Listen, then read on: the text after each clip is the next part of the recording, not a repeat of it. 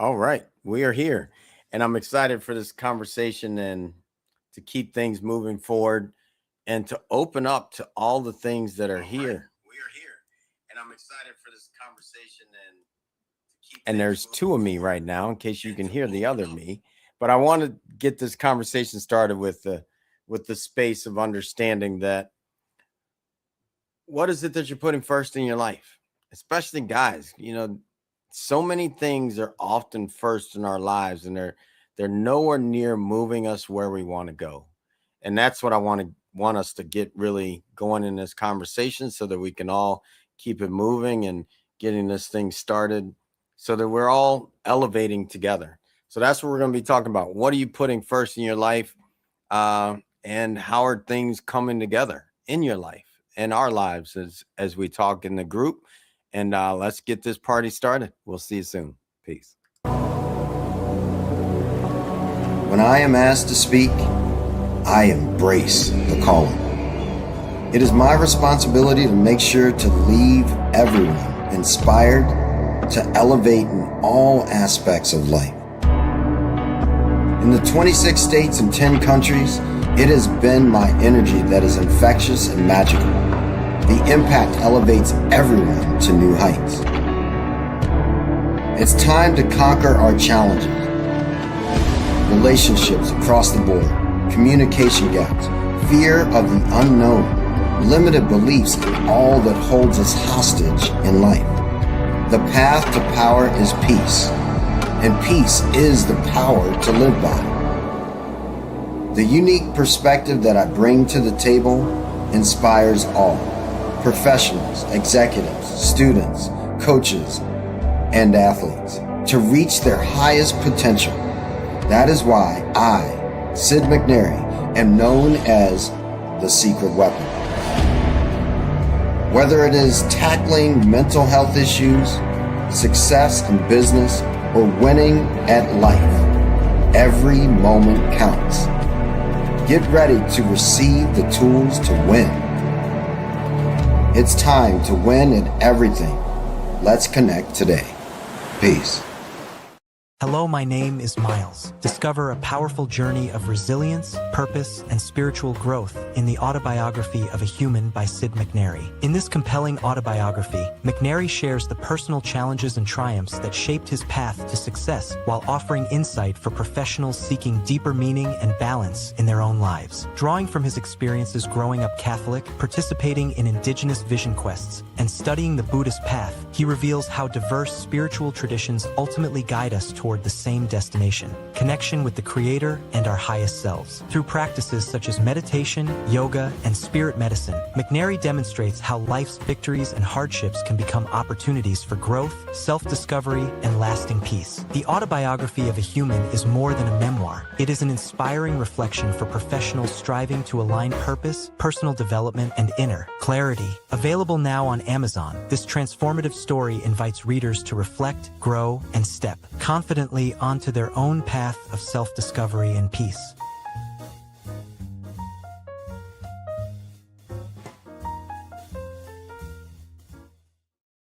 All right, we're here, excited for this conversation and to really look at it. And I just want to pause for a moment before I bring the guys up. If you don't know Keith Mitchell, I'm not sure exactly what happened, but he's a yogi, played for the New Orleans Saints for years, and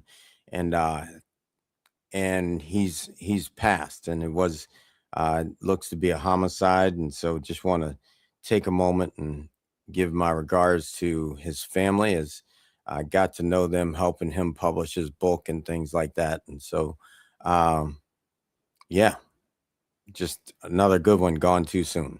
All right, let's get the guys up. What's up, bud?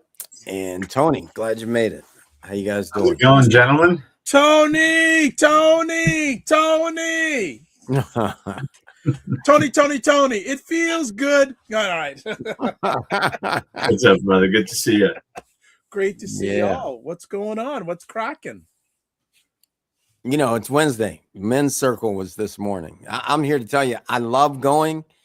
And after 5 weeks of 6 a.m. to start Wednesdays, in 5 more weeks, I'll be ready for it to be the next chapter. Because it's 6 a.m. No matter how I paint it, like I'm up at that time. I'm up at 4, but leaving the house at 5:30 is different than going on my meditation cushion. So it's definitely a commitment. It's definitely a commitment. It is that. Yeah, but it's here's something. This is what we talked about today. We talked about humility and how humility gives way. Like you almost can't be arrogant and say you're following God, right? Like there's humility in following God, because no matter what you do, you're acknowledging that something else did it for you. And so that dug in, and then it went to what it would be like to be obedient to your journey if you were someone like Jesus. And Jesus comes and he's in this body, but yet would have known that he was much bigger than this body. So then, and I've experienced that when my mentor told me, he's like, Sid, you keep trying to be free.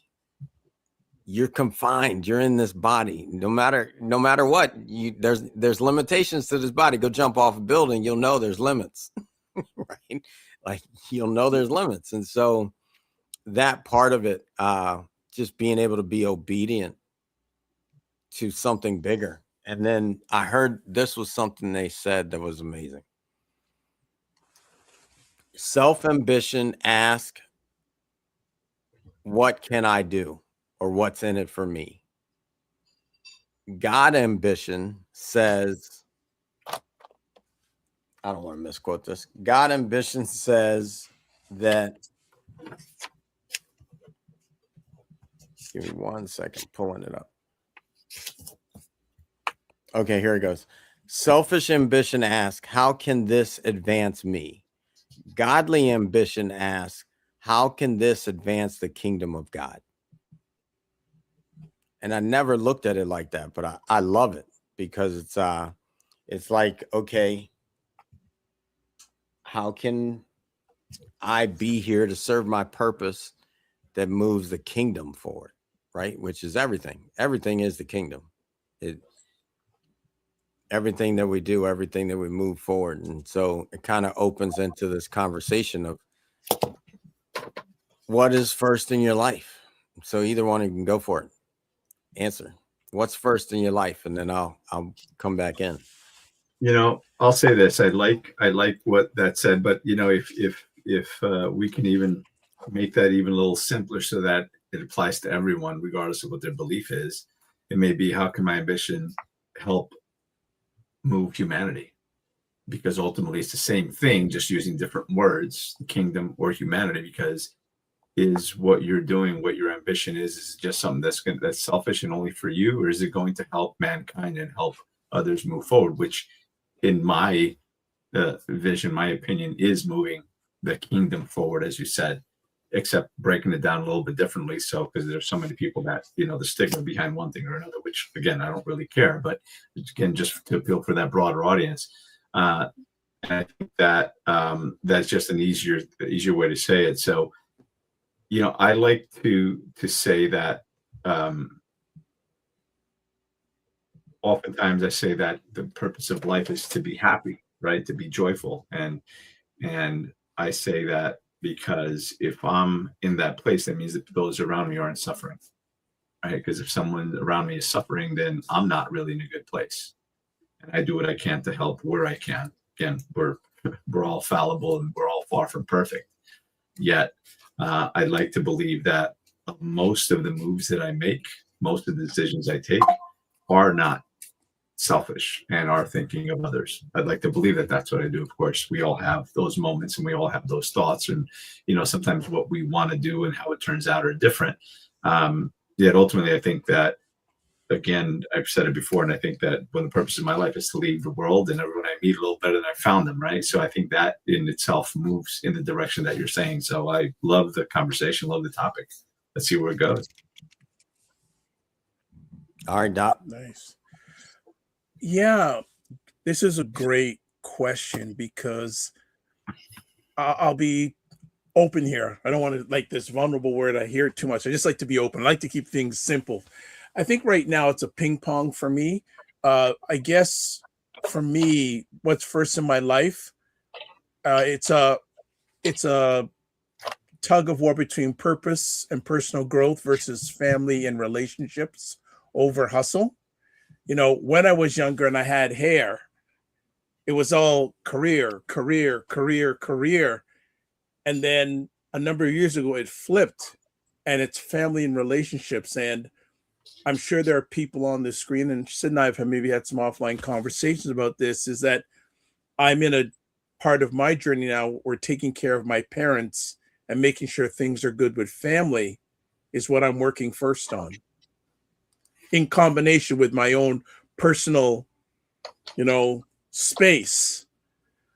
But more and more, and I'm encountering more and more men who are saying, yeah, I got to take care of my parents, this and that. And for many of us, we don't go to school for it. Just like getting into relationships or marriage, it's something we don't get an education on. And for a number of men, it's challenging because if you're in a relationship, you got that going on. If you have family, you got that going on. You got this going on with your parents. And then, and where do you get time to take care of self? So for me, it's those two mantras that are first. That's what I'm working on right now, those two things. And when those two things are going good, man, I'm a dangerous cat. I love it. I'd love it. And I'll pick it up. But I will say that at this point in my life, what's first in my life is God. And time, we're on time together. God first. And what I'll say with that is that's removing all the obstacles for me from God, for me to be with God, whether it's like, who am I to think that anything that I do, anything wasn't God? Like that to me, that's the limiting mind space of me as a human in the past, which then says, okay, so then everything's designed perfect and everything is perfect. And for me to think that it's not perfect is actually playing God when God designed it. God designed everything that comes up in my life, no matter what I think of it. And that's something that shows up for me. Like putting God first says, remove all thoughts of it being anything less than perfection. That's one thing. And as we open this into, all right, so what does that really look like for whatever it is that you put first? And I would say on the pecking order is God, myself, family, community, so on and so forth from there, right? Like, which ultimately takes it to the world. But no matter what, I have to look at God inside. Like God is in me, God is in everything. Therefore, when I look at that, it's like I've got to take care of the temple, this temple right here that's housing God. And I look at that and I say, okay, when it comes from me, this isn't everyone. I'm not trying to get you to do like me, because this has been a journey I don't wish on many people. But when I look at it, it's like, okay, what am I eating? What am I drinking? What am I thinking? All of that? If I'm putting God first, then I'm doing the best I can at all of that. That looks like 20 years of sobriety, of alcohol free, just so that I can tap in and say, all right, do I want to spend a single moment not driving with God? They say don't drink beer and drive. So when I first really realized it for myself, it was like, all right, well, why would I drive my life and drink a beer? That really came true for me. So I just look at that in that way of, all right, God's first for me, and how does that look? But that's what I got to say right now. I just, if I have, I know Tony will want to jump in, just want to, and Sid, as you were sharing, I got clarity. I agree with you in regards to that, because for those who are believers, the most important relationship is God first. And then everything goes from there. So definitely, I forgot, I said it's not a tug of war. It's one way, and that flows from everything. It's just like a river that flows out to the sea. Get that stream right for those who are there, or those who want to get there, and it will flow wonderfully into the ocean for you, from my experience. Yeah, I like what Time just said as well. You become the best version of you, and everything will fall into place. And and I agree with what you said, Sid, because I do believe that we all have a little bit of God within all of us, and it does start with us, right? And this is a temple, so to speak, that we live in, that we were gifted. And I think how you show up in the world and how you treat everyone else that also has a little bit of God in them says a lot about, and it's a reflection on you and what you believe in, what your values and principles are. How are you showing up in the world? Are you one that's helping, or are you one that's hurting? Are you one that's part of the solution or part of the problem? Are you one that's giving, or just always taking, contributing, or just, again, being the person that's always the taker? And I think that the way you move through life has as much to do with your faith and what you believe in, more than what you say and with what you do. So I think that by honoring yourself, your body, your temple, honoring those around you is a way of honoring the divine. Love it. I love it. And welcome, Chris. And hey, what's up, gentlemen? Sorry I'm late. I was have a crazy morning with my dog in the vet, but I've been listening to you guys as I've been driving home, and love the conversation as always. And awesome. Beautiful to see you, gentlemen. Right on, right on. And I will say that, what comes up for me in this moment, and I think that I'm just going to let this conversation move from as we talk, what comes up next. And what's next for me is this, Tony, you said we all have a little bit of God. And how that lands for me is, it's all, each and every one of us is nothing but God. I mean, you can't have the God that is everything and take something from it. The God that created everything, the God that embodies everything, the God that is, like, in my mind, every time I go to meditate, it's creator, mother and father of all, infinite source, beyond space, time, and form, all that was, is, and will be, prime source, great mystery, great spirit, everlasting creator, holiest of spirits, God, I'm calling to you. And so that, for me, it's everything. God is me. And I know this is different, than we've gotten this. And I think one of the greatest things the devil can do is to help us to believe that we are separate from God. But yet in the book that most people that I know, 2.9 billion people on earth read the Bible, supposedly. That's a debate because of the way that we're operating on the world. But anyway, with that being said, Jesus said, you will do all things I've done and more. So what makes us think that God isn't residing inside? And most of the time, like we were talking about that in the men's circle today, and I'm just like, all right, if we believe that, then how are we not expecting ourselves to be like him, to experience in a bigger way? That's human arrogance to say that, one, I believe in the Bible, but I don't believe that part.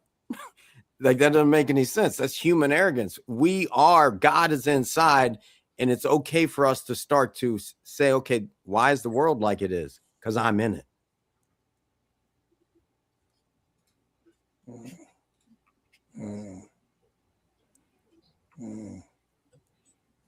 I like that. So what then happens when we actually all accept the power that resides within? Do we still live in a world where 1% control 99% of the money? Do we still live in a world where people are homeless? Do we still live in a world where people are pedophiles are still running around? Do we still live in a world on and on and on and on and on with all this devilish stuff? And I'm calling it that because it's, even though it's great, like all of it. Why is it great? Because it's teaching us to be different. But now that we know that there is something different, why are we still allowing it to be if we have that level of power in each of us? And it starts with our thoughts and guarding our thoughts, because John 1:1, in the beginning was the Word, and the Word was with God, and the Word was God. And so knowing that, then I have to guard my thoughts, because in the beginning, what starts everything is a thought in my head, because I can only see the world through my eyes, and every thought that I have, it's like move your hand. You got to think about it. Move your hand and don't think about it. I'd love someone to prove me wrong on that you can do something and not think about it. But you have to, because in the beginning is the Word. So then if I guard my thoughts and I guard my words, then what has to come forward is different. You know, along those lines, Sid, and thanks, guys. I've been listening to the conversation and love what you guys are talking about. When I saw that the conversation was talk about what you put first in your life, I gave that a lot of thought and really like, okay, how can I capture this in a simple form, but actually expand it out? And I thought, what do I put first in my life? I thought, okay, I put me first in my life as far as my mental health and my physical health, like I said, you were talking. But then I thought, okay, how do I narrow that down even further? And I think, okay, I teach a concept that's love over fear. So we have to look at, am I operating from a lens of love, or am I operating from a lens of fear, first and foremost? So if I'm operating from a lens of love, then the love for myself, the love for the people around me, the love for community starts to bend back some of that stuff that you're talking about, Sid, as far as the bad things and the bad people in the world. Because I found that when I lived through a lens of fear, which was really scarcity, my actions and my attitudes towards other people weren't always as positive as they are now. And so I've found with seeing it through the simplicity of love versus fear, that when I operate from a place of love, loving myself, accepting myself, forgiving myself, pouring into myself first, which is not selfish, then I find that the ripple effect, you know, when we cast a stone in a pond, that ripple effect, I find that helps make the world just that little bit much better, that much better. And so that's the thing I teach people is like, start to take care of yourself and love yourself, and then love the people in your, even if you disagree with them. And that's one of the ways that we can really reshape the world. But if people are still operating from that lens of fear, lens of distrust, lens of dividedness, then nothing really gets solved and it just gets worse. Sid, do I have permission to ask all of us a question? Absolutely. So I want all of us to do some quick reflection. When you look at your last 30 days, what got the most of your time? And does that match what you say you put first? Well, I'll go first, because it's easy for me to map out the last 30 days. What I can say for sure is to start every day is 2 hours of meditation, which is my devotion to God. Like I sit there, go through the whole meditation. Well, I start with praying, which lasts about 5 minutes. I pray, and then I go to the Lord's Prayer to start the day. I just got to this place that feels like, well, give us this day our daily bread, right? Like, so I don't know what else is going to happen, but I'm putting that thought into the world that, okay, I can come home and eat and all those things. Forgive us our trespasses, all the things about the Lord's Prayer. But what I've done with that is, you know, I could say that prayer in probably, I don't know, 30 seconds. Yet I'd taken the time to go deeper with it. So it's like hour, and then I breathe. Then I go back, our Father, and I breathe. Then I go, our Father who, and I breathe. And I keep going all the way through. And I'm with breath, because in between, I want to breathe that in and connect to spirit. And then so that's the beginning of my day. Now, it just so happens that I'm just overly, in a great way, committed to it being about God. And so, which then has taken me back into the yoga room. And in my opinion, you're not teaching yoga if you're not taking people to God. You're teaching something else, and it's something different than what I want to teach. But so that becomes my job is about getting people to God. Everything about my day, everything. I talked to Liz about it. If we put something on our television, it's going to be about, all right, what's taking me deeper to God? So yeah, I really do. And I try to, as best I can, 18 hours to God, as best I can. If I can get 24, that means I'm sleeping thinking about God, which the last couple of days I've woke up thinking about God. So maybe I am when I'm asleep too. But I really genuinely, humbly say, yeah. And I just want to do everything that I can to bring this world to a better place before I leave, which says that's God's work. And so then it looks like not even thinking about what I'm doing next. Show me where you want me to go. Who do you want me to serve? I didn't expect this lady to come into a room today and tell me about her American Indian husband and them having a problem and this, that, and the other. And then I'm like, all right, here's my phone number. Reach out. She already texted me. So we can get on a phone call and I can talk to him, and not because I need to sell him anything or anything. Just, all right, God, you introduced him in my life. So here I am. What do you need me to do? So that's just how I'm moving, and continue, which reshaped my whole movie, because I had to go back and say, all right, where's God in here? So evaluating it all to do that, just how it shows up for me. Thank you for listening to that, Rand.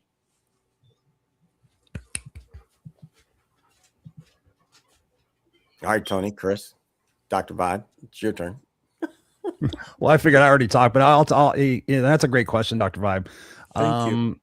Yeah, I think about in terms of life of being congruent, like being congruent with my thoughts and my actions. Is this matching this, which is matching this? And I'd have to go back to say, yeah, it's about love. The last 30 days have been intentionally more about enjoying the moment, being present. We went on vacation together as a family, and it's important for me because in the old version of Chris back in the go days and the fear days and the scarcity days, I wasn't present in the moment. I was constantly always in the future, trying to predict what it is I was going to do to be successful, or I was in the past trying to play Monday morning quarterback and figure out what I could do differently. So I was never really present. So for me, again, going back to that central core thing is like, am I being present in the moment? And is that coming? Because if you're living in a space of fear, then you can't be present in the moment. But if you're living in a space of love and saying, okay, what is my intention? And that's why I always recommend to people, like, depending on your practice, some people aren't spiritual into the Bible and stuff like that. But when they wake up in the morning and sit there and say, decide to make a connection to source, universe, or make a connection to themselves, the thing they can do first is saying what they're grateful for. But you can't be in a state of fear if you're talking about what you're grateful for. And then the second thing you do is you set your intention. My intention today is to be present and playful with my son. My intention today is to use my words and my actions to make this world a better place. And so you kind of set the table, if you will, for what it is that you're going to be doing. And if you're going to be doing things that are going to be involving some challenges or difficulties, then you play that out in your mind. You play that movie out in your mind, and you play it from a place of love. And you sit there and say, okay, either way the situation goes, I'm going to choose it as see it as an opportunity for me to grow. Even if it's contradictory to what I want or what I think I deserve, I'm going to see these situations unfold as a possibility for me to grow. And ever since I've shifted that in my life, I was still successful. I was very successful before. I had a corporate career, all sorts of things, but I wasn't really connected to myself or connected to God, source, universe, however you want to look at it. And so for me, it's about that congruency and that intentionality of being present in the moment and really living that legacy. Ultimately, for me, it's like, okay, if I pass away tomorrow, did the things I do today really make a difference? And will people miss that or be inspired by that? So that's the answer to my question, or your question. Great one. Well, I guess I'll jump in and say, again, I think gratitude is a very big part of life, and we should all start our day that way, and just to be grateful and stop asking for things and be more grateful for what you already have before it's gone. Because oftentimes people, their prayers involve just asking for more. And we need to start being grateful more for what we already have. I think that, in my opinion, family comes first because taking care of your family and taking care of the people that that were that you're blessed to have in your life, right? That were a gift. It's all part of it. I think it's not disconnected. Putting God first and putting family first is one and the same, in my opinion. Because again, as you said, we all have God in all of us. I think that, again, my goal is to always do the best I can to help wherever I can, and not and to cause the least amount of pain and damage possible wherever I step. That said, we all make mistakes. None of us are perfect. So I think that it is about leaving this world and everyone you meet a little bit better than you found them. I think that at times we're supposed to help, and at times we're supposed to step away and let nature take its course, right? Without getting into a whole nother leg of the conversation. Sometimes you need to let things be, work out the way they should, because oftentimes we get involved in things to help someone, and yet at times, I think we spoke about this last week, we help people too soon and they didn't learn the lesson they were supposed to learn, so they're just going to pay, they're just going to suffer through that again and again, and expect someone to bail them out instead of taking care of things themselves, because they've learned the lesson. If you never learn how to fix it, then you're never going to know how to fix it if somebody's always fixing things for you. And I just, because I did look it up, what you said before, if God is all around us, then how is it that some people have more than others and less and everything else? And I came across a Bible verse when I looked it up in theologians, and it says, "For even when we were with you, we would give you this command: if anyone is not willing to work, let him not eat. For we hear that some among you walk in idleness. Now such persons we command and encourage in the Lord Jesus Christ to do their work quietly and to earn their own living." And I know it's not part of the question, but it does speak a bit to what you said, the question that you asked before Dr. Vide put that question out. And I think the best thing that we could all do is provide for our family, provide for ourselves.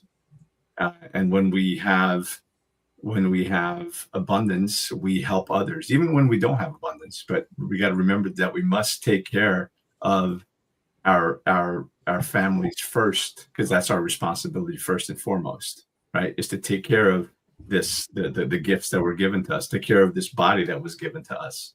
Because if you don't take care of yourself and you don't take care of your family, what is the point? Exactly. Right. The purpose of life is to, in my opinion, again, as I said, is to as the Boy Scouts would say, leave it better than you found it. Right. And again, to leave the world and everyone I meet a little better than I found them, that means raising good humans. That means being good to people. Right. So I think that family first, and really taking care of your family first, and then helping others as much as you can, and teach your kids to help others and to contribute and do that as well. Yet oftentimes we find ourselves doing too much and not letting people kind of fend for themselves and learn the lessons they've got to learn. All right, Doc. Well Before I jump on this next part of the thought in my head, I want to give you space, so I didn't want to jump in too quick. For me, definitely the last 30 days, and it's been longer than 30 days, the taking care of myself has been front bumper. As I like to say with people, I like to tell people, I don't just manage your time, manage your energy. So I'm intentionally making sure I manage my energy, because that energy comes through God. And the thing is, if I can't manage my own energy, I'm going to be a train wreck for myself and anyone else who I come in contact with. So I'm intentional about it, and I don't let anyone shake my peace as much as possible. And when I feel that time someone's trying to shake my peace, I move. Whether it's mentally, physically, emotionally, I move. That it's time to move away, whether it's physically or mentally, but definitely intentionally about taking care of my peace first. Hey, Dr. Vide, can I jump in on that? Absolutely, please. I love that. My podcast last night was talking about non-negotiables. Sorry, I have a cat on my lap. Talking about non-negotiables, and I was breaking it down between physical health, mental health, and relationships. And I was giving people ideas of where they could draw non-negotiables in their life that can actually really advance them personally and professionally. And that was one of them, was having that non-negotiable that I will not allow toxic people to invade my space. And not to say that, somebody that doesn't have a problem, of course, we're going to help them. But we all know those people or have had those people in our life. They're like, oh, Dr. Vibe, geez, my job just sucks and my relationship's stuck. Oh, yeah. What are you going to do about it? I don't know. I'm going to do something. And then you talk to them next time. They're like, oh, my relationship's up. And you're like, okay, the definition of insanity is doing the same thing over and over again.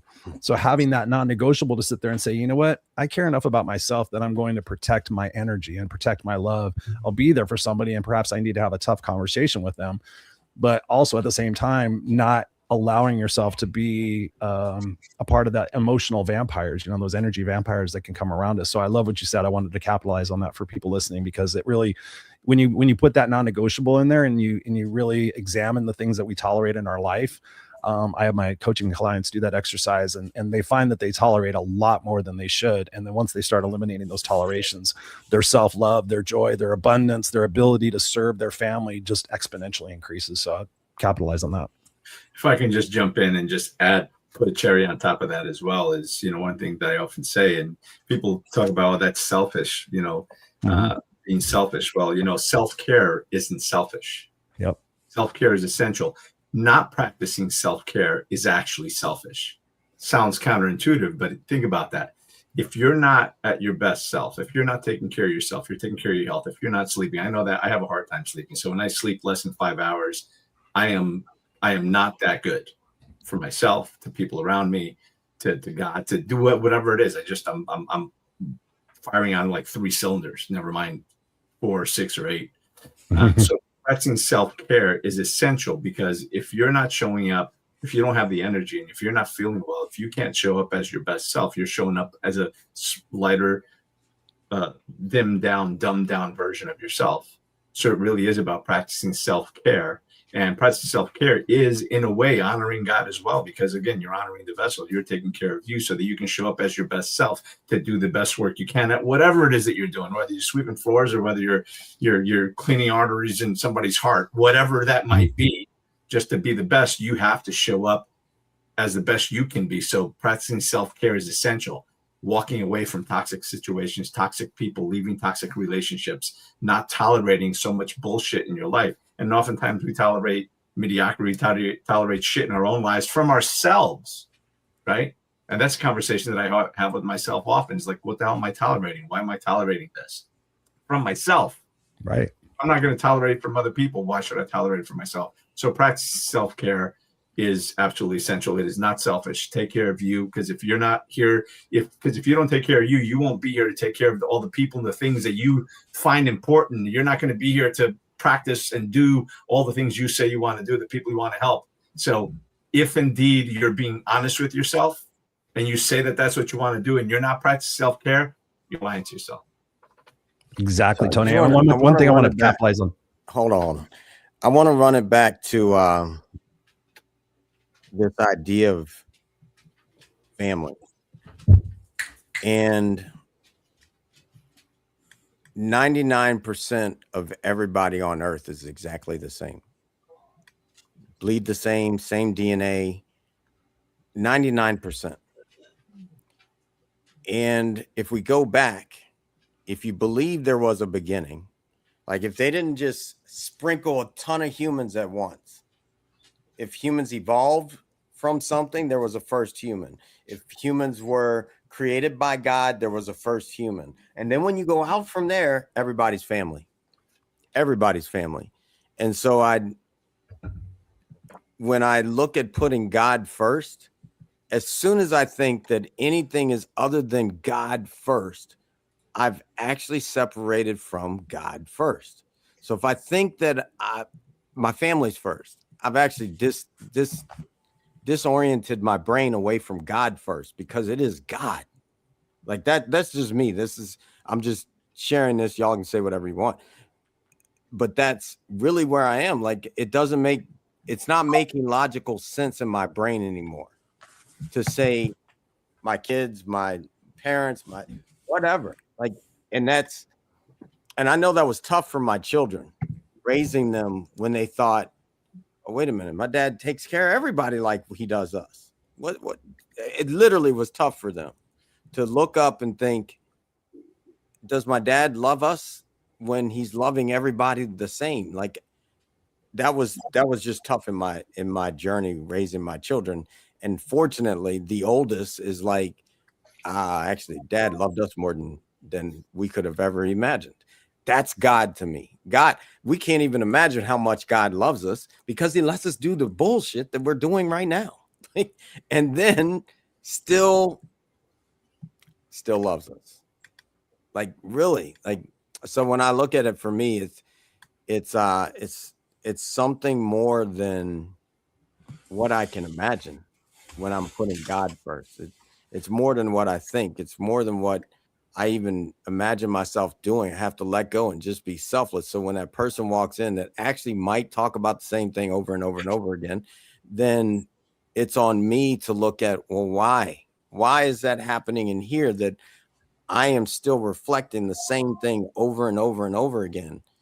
And so when I shift in here, that person shifts because likely either I got more compassionate, I got more authentic in some way, and I'm able to sit there and say, hey, I understand you have a problem. And here's the problem that you've actually said to me maybe more than once.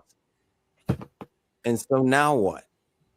And now sometimes those people that truly are in it, they just go and find somebody else to play with because they're like, they want to keep saying that. But when I've said that to people, like, I'm here to help you move forward. If they don't want to move, they walk away. And that's okay. But I don't even know what I'm saying right now. I'm just letting it go. So I'm going to pause there.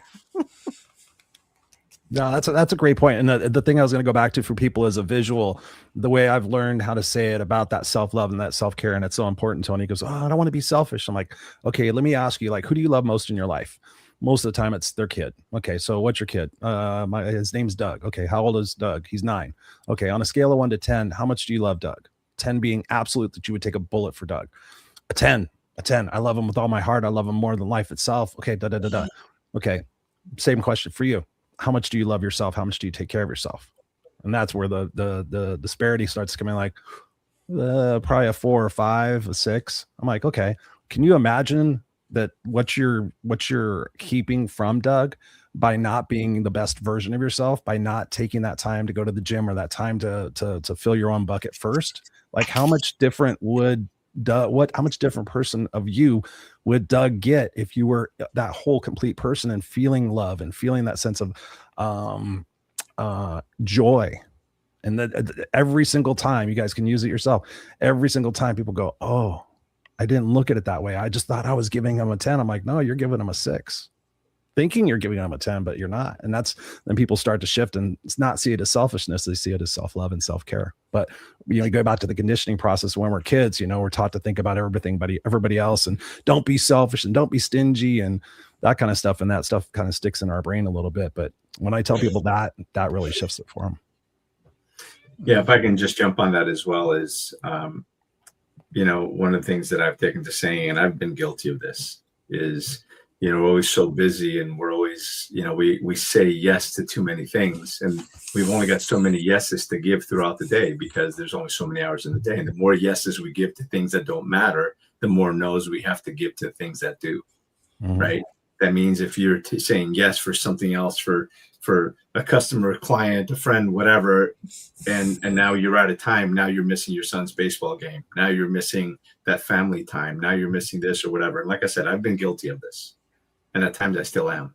And so what winds up happening is you're giving everyone else the best of you, and you're giving the family the rest of you. So you're not giving them a 10. Love that. Right? And the other thing, so you're not really giving them a 10. You're giving them a 10 of what's left, but you're giving them 100% of what's left. But if there's only 2% left, how much are you really giving them? Like I said, I'm guilty. Mm-hmm. And something that I learned, that I heard, this is a while ago, and this kind of plays into what you were just saying, Chris. And the question is, what would you do for your family? I'd do anything. Would you die for them? Absolutely. I would die for them. Not the question, though. I love what you brought that back. Yeah, the question is, would you live for them? There you go. Will you take care of yourself for them? Mm-hmm. just like, just like, I think there's a beautiful line that I heard once before where, it's what you're willing to do for your spouse. And the line was, I'll take care of if you promise to take care of yourself for me, I promise to take care of myself for you. Right? Because we got to take care of each other. Because going back to what I said before, self-care is not selfish. If you're not taking care of yourself, you're being a selfish prick. Because you're showing up as a dumbed down version of you. And at some point, you're not taking care of yourself. You're not sleeping enough. You're not eating right, but you're taking care of everyone else. And then you burn out. And one of two things is going to happen. A, you're going to start to resent the fact that you think that you're doing for everyone else and no one's doing for you. Of course, chances are you probably didn't accept the help when the help was coming. Or you just dropped freaking dead because you weren't taking care of yourself. So now what good are you for anyone? What good was it you working 18, 20 hours a day when you probably already have enough? Or maybe you don't, and that's okay. And there's times that we have to be in survival mode. There's times of struggle. And there's also time of enjoyment, time of relaxing, times of peace. Because it's not just go, go, go, because you're going to go, go, go, go, go. There's a great video out of a man chasing the money to the point that, he finally gets the money and he dies. What the hell's the point? You got to enjoy life along the way. And again, and that's something that I think of often. And I have to recalibrate myself on a regular basis because oftentimes I am giving the best of me to everyone else and giving the rest of me to the things that really matter. Self-care is not selfish. So will you live for the people that you love and for the mission that you have and for God? Will you live? Great. You'll die. I'm glad you brought that back because when I heard it from Chris, would you die for? At first, knee-jerk reaction says yes, and then I said no, no, no, no, no, no, no, no, no, no, no, no, no, because I just, why are they in that situation in the first place? Like, no, I can't even imagine that I would ever even be there, that I need to die for them when it's like, all right, I've taught you how to live. Like I really have. I've taught my children, stop. Like my son told me the other day that because he did Uber as a side hustle. And he told me about having the gun pulled on it. And I'm like, all right, man. So now that you're in my house, there's no reason for us to go there. I don't want to have to die for him. I don't want to have to go kill the person that killed him. I just don't. So let's stop that. Like stop putting ourselves in the situation that says I've got to die for you. Like, no, stop sending our kids to war for needless things. Oil, needless. I don't care how you paint it. We have electric cars now. Oil, needless. Stop. We're doing these things like we're cavemen and we don't know how to think it out. We now, like as a caveman, you might have to go run in front of the dinosaur. I don't know how it worked out back then, but now we can make different choices on the way. Like we're smart enough. We're human enough that we now should be able to see the repercussion of our actions. So stop doing the things that says I got to die for you when we can all live well. That's just, again, will you live? Yeah. Will you live for me? And not to turn political, but we don't have to send our young men and women to die overseas for oil. We got plenty of oil right here. Let everybody else deal with their own shit. And that's what we need. Kind of going back to what that verse that I quoted before. Let everybody fend for themselves. We help when we can, but we have to stop doing for people. That's the biggest challenge that we have. And and since I'm there, I'm gonna read another one that was really good. But if anyone does not provide for his relatives, especially for members of the household, he has denied the faith and is worse than the unbeliever. Go to the ant, O sluggard, consider the way. Well, no, that's not the one I wanted to read. Slack hand causes poverty, but the hand of the diligent makes you rich. So, it's not about blaming those who have succeeded and done well. Yes, are there bad people that have made a lot of money on the backs of others? Yes, but there's a vast amount of people that didn't do that. but because they were diligent, they got up and they did the work. They got up at 5:30 in the morning, or 6 o'clock or 6:30 or whatever time, and went to put in the time to provide for their family, to provide for their community. Those are the people that we need to celebrate, not vilify. Well, I mean, yes, and maybe not. It says in the book, those that are given much, much is expected. So if you have billions of dollars and you can't spend that, you're going to go to death with a lot of money. You can't spend it.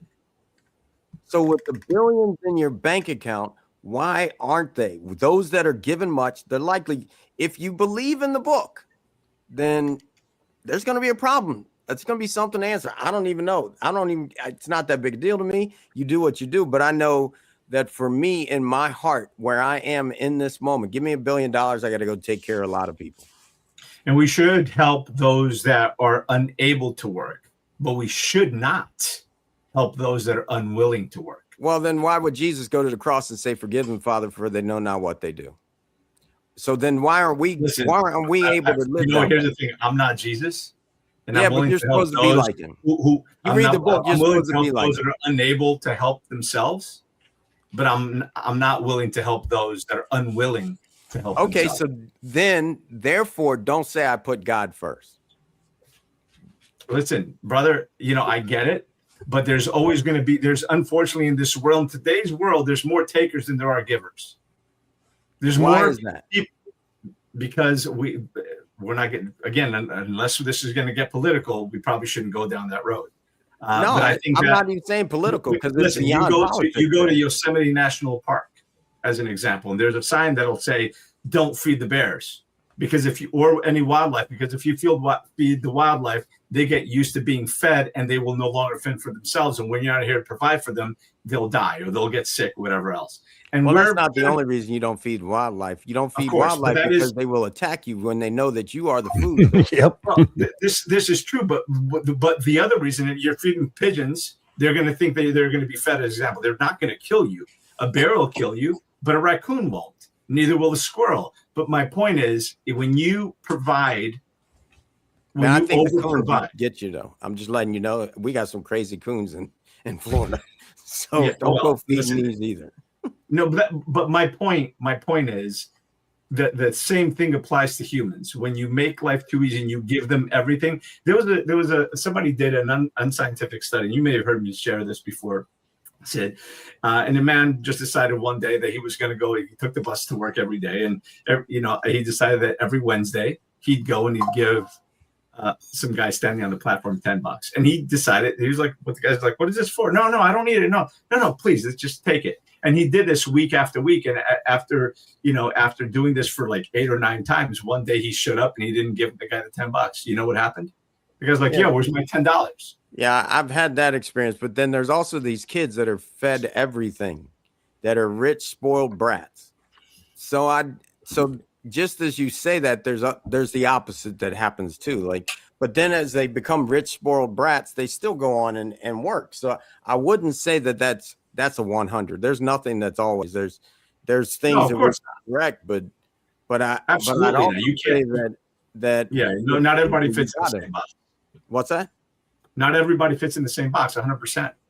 Right. So I don't think it's okay for us to say these boxes and as if they're going to be black and white, because they're not. Well, this one is. If you're Tony, hold on. Let me just say this. Tony, you can go find somebody that was on welfare or whatever that has turned their life into an amazing space. All right, here's one for sure. Warwick Dunn. His mom died. He had to take care of all his kids. They were on food stamps. They were on everything. And now he's done more than any of us on this, in the 100%. Sense that he has built out, brother, over 120 houses for single moms. This. I'm all for a hand up. I'm all for a hand up, not a handout. Now, if you're unwilling to work and there's work available and you're unwilling to do it, not unable, unwilling to do it, or if the work you're doing just can't cover the bills because you got a whole lot, you've got your kids, you got your family to take care of, and you're just not making enough and you need support, that's fine. I'm not talking about that, right? I'm talking about, there's plenty of people that are able-bodied and just absolutely, and work is available, they're absolutely unwilling to work. That's the people that I do not want to help.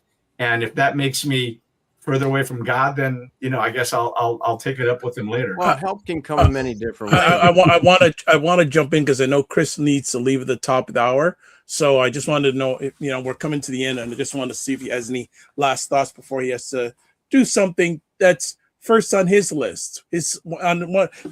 One of the things on his first list, his son. No, I just and thank you for that, Dr. Vibe. I appreciate it. I'm looking up at that clock, and that clock is actually 5 minutes slow. So I'm like, oh shit. So thank you for saying that. No problem.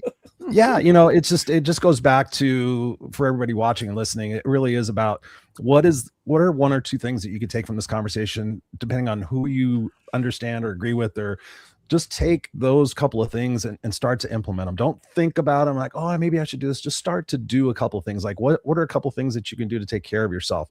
What are a couple of things that you can do to perhaps remove some tolerations in your life? What are a couple of things that you could start to instill as non-negotiables, and really just start to emanate outward that lens of love? And I promise you, I've seen so many people go from being successful but disconnected to being successful and connected, and it's a pretty beautiful thing. I'm Christopher Rausch, and yeah, thank you. Yeah, Hey, always Chris. fun. Yeah, I want to go have lunch Chris, with my Chris, son. Chris. He's doing a weekly camp, and so they say, yeah, parents come into the cafeteria, and so Good yeah. stuff. Awesome. Good. But to I see love you, brothers. Take care, my brother. Take care. You too. Thank you, guys. All right. Well, appreciate it. Tony, give us your 30 seconds. Go for it. You know, what I encourage people to take just a couple of takeaways, something that you can maybe reflect on is number one is practicing gratitude, being grateful for what you have. Just stop asking for more, being grateful for what you have every day. Grateful for your eyes, your ears, your mouth, your heart that beats 107,000 times a day without you thinking, your lungs that breathe without you thinking about it. You don't have to think, hey, I got to move my hand. Hey, I got to wiggle my fingers. It just happens. Be grateful that you have all those faculties a lot of people don't have. So start your day with gratitude. Be great to end your day with gratitude as well. Give you better sleep as well. The other thing is to practice self-care and understand that self-care isn't selfish. It's essential, so that you can show up as the best version of you, so you can take care and provide for and do the things that you say you care about and that you're here to do. And then the other thing is, stop giving, start saying no to the things that don't matter, so you have more yeses to give, so that you can stop giving everyone else the best of you, giving the things and people that really matter to you the rest of you. Awesome. Dr. Vibe. Yeah, 3 quick things. One's a statement. No is a complete sentence. And then I have 2 questions. If a stranger looked at your calendar and bank statement for the last 90 days, what would they say you're putting first? And then my other question for everyone, what's one commitment you can drop or delegate in the next 30 days to make some more room for what you truly want to put first? I'm complete. All right. Yeah, love it. Love it. I love it. And thank you both for being here. I'm going to be quick because I want to just go back to the statement and then we'll wrap it up. And the statement from this morning's men's circle: selfish ambition asks, how can this advance me?